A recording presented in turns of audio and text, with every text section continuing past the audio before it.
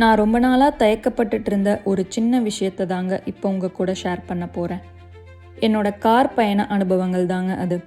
இந்த பதிவை கேட்குற நிறைய பேர் கண்டிப்பாக காரில் போயிருப்பீங்க. போகாமல் இருந்தாலும் பரவாயில்ல. என்னுடைய வாழ்க்கையில் இன்று வரைக்கும் நான் ஒரு 50க்கும் உள்ளான கார் பயணங்கள் தான் போயிருப்பேன்.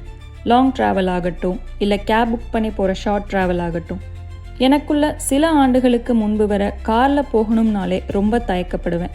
மற்றவரிடம் அவமானப்பட்டுருவோம்னு ரொம்ப பயப்படுவேன். ஏன்னா உள்ளே ஏறுறதுக்கு எப்படி கதவை திறக்கணும்னு தெரியாது. ஒரு காரின் கதவை திறக்கும் முறையும் வெவ்வேறாக இருந்தது. சரி, ஒரு வழியாக உள்ளே ஏறிட்டு கார் ஜன்னல் திறக்கணும்னாலோ இல்லை சீட் பெல்ட் போடணும்னாலோ அது அதுக்கடுத்த பெரிய டாஸ்க். பக்கத்தில் இருக்கவங்களுக்கு நமக்கு தெரியலேங்கிறது தெரிஞ்சிடக்கூடாதுன்னு ரொம்ப ஜாக்கிரதையாக அந்த பட்டன் எங்கே இருக்குன்னு கண்டுபிடிச்சி அதை எங்கே அழுத்தணும்னு கண்டுபிடிக்கிறதுக்குள்ளே அந்த பயணமே முடிஞ்சிடும். அப்புறம் என்ன, வெளியே வர கதவை திரும்ப திறக்கணுமே, அதுக்கு திரும்ப பயம். ஆனால் இன்றைக்கி எனக்கு அந்த பயமோ தயக்கமோ இல்லைங்க.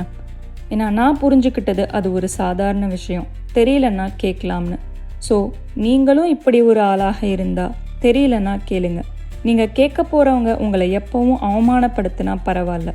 ஆனால் பெரும்பாலான இடத்துல நம்மளை அவமானப்படுத்தணும்னு நினைக்கிறவங்களோட ஈகோ நீங்கள் அவங்கள கேட்கும்போது சுக்கு நூறாக உடைந்து விடும். அதுதாங்க யதார்த்தம்.